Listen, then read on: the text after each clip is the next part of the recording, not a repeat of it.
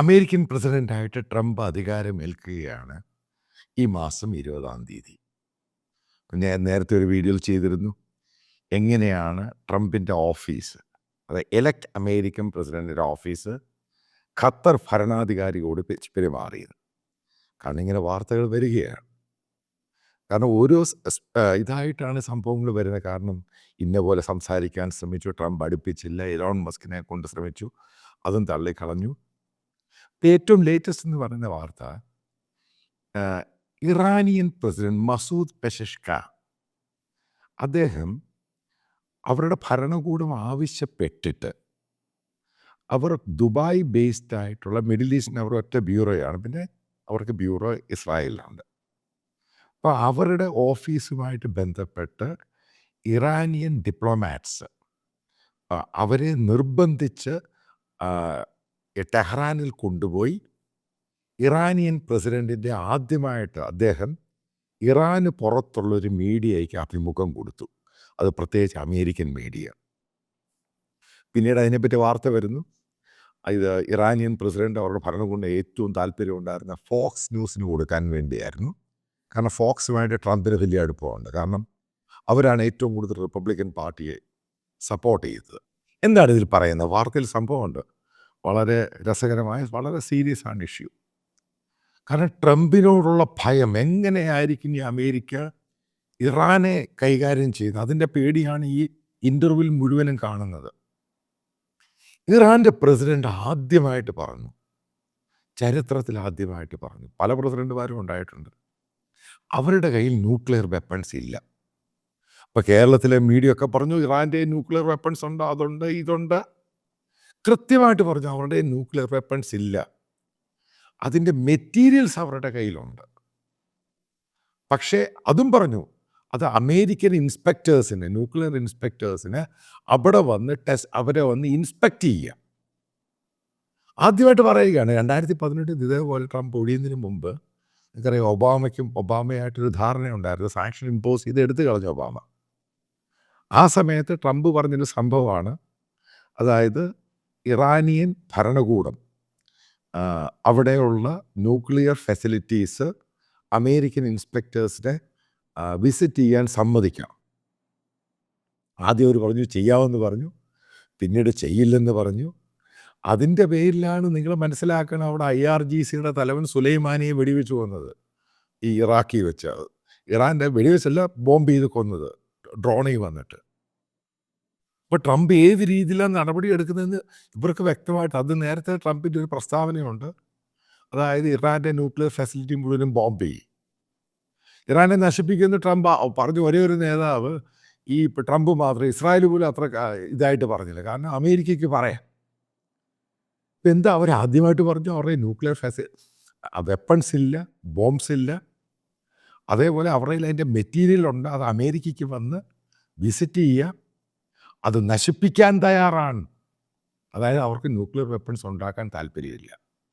പേടിച്ചു. കാരണം ഖത്തറിൻ്റെ ആ സംഭവം കണ്ടുകൊണ്ടിരിക്കും, എങ്ങനെയാണ് ഖത്തർ പേടിച്ചിരിക്കുന്നത്. അത് കഴിഞ്ഞ് അടുത്ത എന്ത് സംഭവം പറഞ്ഞേ, അമേരിക്കൻ പ്രസിഡന്റിനെ കൊല്ലാൻ വേണ്ടി അവർ ശ്രമിച്ചിട്ടില്ല. അതായത് ആ രാജ്യം ശ്രമിച്ചിട്ടില്ല. മറ്റോ പല ഇൻഡിവിജ്വൽസോ മറ്റു പലരും തീരുമാനമെടുത്ത് കാണും. അതിന് രാജ്യവുമായിട്ട് യാതൊരു ബന്ധവുമില്ല. അതായത് പൂർണ്ണമായിട്ടും അവരതിൻ്റെ അകത്ത് ഒഴിഞ്ഞു പോവുകയാണ്. അങ്ങനൊന്നും ആയിരുന്നില്ല നേരത്തെ അവിടുത്തെ ആൾക്കാർ നേരത്തെ പറഞ്ഞത്. അതായത് സുലൈമാനിയെ കൊന്ന സമയത്ത് ഇബ്രാഹിം റൈസിയും ഈ പറയുന്ന ഖമേനിയൊക്കെ പറഞ്ഞതാണ്, അമേരിക്കയെ പാഠം പഠിപ്പിക്കും, ഞങ്ങൾ തിരിച്ചടിക്കും. ഉണ്ടായ സംഭവം ഇത്. പക്ഷെ പുതിയ പ്രസിഡന്റ് പറയുന്നു, അവർക്ക് താല്പര്യമില്ല, അവരെല്ലാം ഇത് ചെയ്തത്, അത് വേറെ ആൾക്കാരായിരിക്കും, പക്ഷെ അവരുടെ പേരിൽ, അവരുടെ തലയിൽ വെക്കേണ്ട.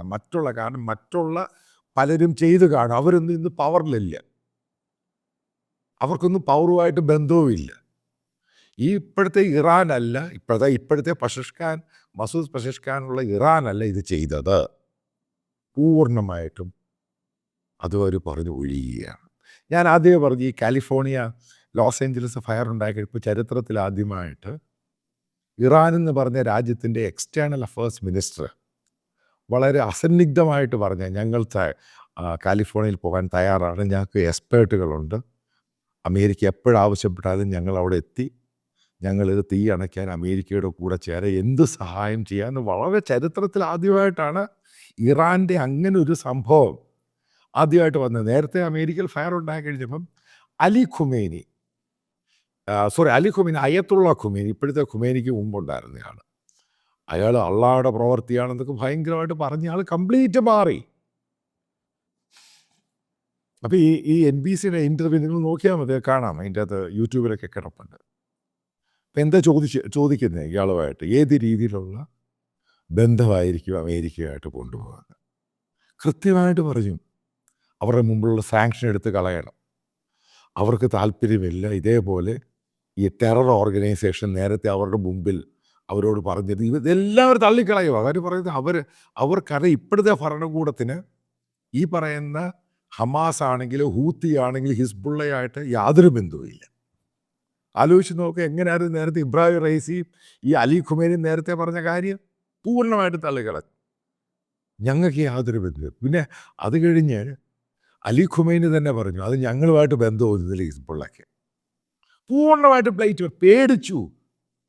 ഇത് കേരളത്തിലെ പല ഇറാനിയൻ ഫാനുകളോട് പറയുമ്പോൾ അവർക്കത് പിടികിട്ടുന്നുണ്ട്. ഇറാൻ്റെ പ്രസിഡന്റ് ഹിംസെൽഫ് ഹീ സെയിങ് അവർക്ക് യാതൊരു ബന്ധവുമില്ല, ഞങ്ങൾക്ക് ബന്ധത്തിൻ്റെ ആവശ്യവുമില്ല. കാരണം അവർക്ക് ഒറ്റ ഡിമാൻഡേ ഉള്ളൂ, അമേരിക്ക ആക്രമിക്കരുത്. അമേരിക്ക ഇസ്രായേൽ ഇപ്പോൾ ആക്രമിച്ചു കഴിഞ്ഞാൽ ആ രാജ്യമില്ലാതായിപ്പോവും, അതിൽ നിന്നും അവർക്ക് രക്ഷപ്പെടണം. പക്ഷെ ഒരു കാര്യമുണ്ട്, എനിക്ക് തോന്നുന്നില്ല ഇയാൾ കംപ്ലീറ്റ് ആയിട്ടൊക്കെ സറണ്ടറായി ഇറാൻ. കാരണം രാജ്യത്തെയും പ്രശ്നം, രാജ്യത്ത് വലിയ പ്രശ്നമാണ്, കാരണം പൂർണ്ണ സ്വാതന്ത്ര്യം വേണം. അപ്പോൾ നമ്മളിനി ആലോചിക്കാം, ഈ പറയുന്ന ട്രംപ് അധികാരത്തിൽ വന്ന് ഈ സംഭവങ്ങളൊന്നും നടന്നില്ല എന്ന ഈ പറയുന്ന ഇറാൻ അങ്ങനെയുള്ള പ്രതികരണമൊന്നും ഉണ്ടായില്ല എങ്കിൽ 100% ഒരു കാര്യം പറയാം, ഇപ്പോഴത്തെ ഇറാൻ എന്ന് വെച്ചാൽ പൂർണ്ണമായിട്ടും അങ്ങ് മാറും. കാരണം അമേരിക്ക ഡിമാൻഡ് വെക്കും, പല ഡിമാൻഡൊക്കെ സാങ്ഷൻ ഇമ്പോസ് ചെയ്ത് എടുത്തു മാറ്റും, അത് ലിഫ്റ്റ് ചെയ്യും, മറ്റു പലതും. അതേപോലെ തന്നെ അതിഭയങ്കരമായിട്ട് ഡിമാൻഡ് വെക്കും. ഈ പറയുന്ന അലി ഖുമൈനിയെ പൂർണ്ണമായിട്ട് കട്ട് ഓഫ് ചെയ്യും. കാരണം ആധ്യാത്മിക നേതാവിനെ പറ്റത്തില്ല, അത് ചിലപ്പോൾ ഒരു ഡിമാൻഡായിരിക്കും, അത് ചിലപ്പോൾ ഇവർ സമ്മതിക്കുക, അതെനിക്കറിയത്തില്ല, പക്ഷെ ഉണ്ടായിരിക്കാം. അതായത് മതഭരണം പാടില്ല, സെക്ടറിയനായിട്ടുള്ള മതഭരണം ഇനി മുതൽ പാടില്ല, സ്ത്രീകൾക്ക് പൂർണ്ണ സ്വാതന്ത്ര്യം കൊടുക്കണം, ഒരു കാരണവശാലും ഈ പറയുന്ന ഈ തീവ്രവാദ സംഘടനകൾ, അതായത് ഹിസ്ബുള്ളയാണെങ്കിലും ഹമാസ് ആണെങ്കിലും ഹൂത്തികളാണെങ്കിലും പിന്നെ നമ്പറോ, ഒരു കാരണവശാലും ആയുധമോ ട്രെയിനിങ്ങോ കൊടുക്കാൻ പാടില്ല. ഈ കണ്ടീഷനൊക്കെ മുമ്പിൽ വെക്കും. അപ്പോൾ ഇത് നേരത്തെ തന്നെ ഈ മസൂദ് പസഷ്കാൻ പറഞ്ഞു കഴിഞ്ഞിട്ടുണ്ട്. അവർ പല കണ്ടീഷൻ അമേരിക്ക പറയുന്ന അംഗീകരിച്ച് മുന്നോട്ട് പോകാൻ തയ്യാറാണ്. കാരണം ഇലോൺ മസ്കുമായിട്ടുള്ള ഡിസ്കഷൻ അവർ ട്രംപ് എലക്റ്റ് വന്നു കഴിഞ്ഞപ്പം ആദ്യം ഇലോൺ മസ്ക് അവരുടെ UN അംബാസിഡറുമായിട്ട് നേരിട്ട് സംസാരിച്ചു. ഈ കണ്ടീഷനിലൊക്കെ നേരത്തെ അക്സെപ്റ്റഡ് ആണ്. അതായത് മനസ്സിലാക്കേണ്ട സംഭവമുണ്ട്, ട്രംപ് പേടി ശരിക്കും ഭയന്നിട്ടുണ്ട്. Middle East Asia, West Asia എന്താണ് ചെയ്യുന്നതെന്ന് അറിയത്തില്ല, അതിൻ്റെയാണ് ഓരോ സംഭവങ്ങൾ നടക്കുന്നത്. ട്രംപ് ഓഫീസിൽ വരുന്നതിന് മുമ്പ് തന്നെ പല കാര്യങ്ങളാണ് കാരണം ട്രംപ് അഡ്മിനിസ്ട്രേഷനിലുള്ള ഏറ്റവും കൂടുതൽ മിനിസ്റ്റേഴ്സ് ആണെങ്കിലും ഈ സെക്രട്ടറീസ് ആണെങ്കിലും, അപ്പോൾ ആ പുതിയ ഡിഫൻസ് സെക്രട്ടറി ആണെങ്കിലും പല ആൾക്കാരും തറവിലി ഇസ്രായേലിലെ ആൾക്കാരാണ്.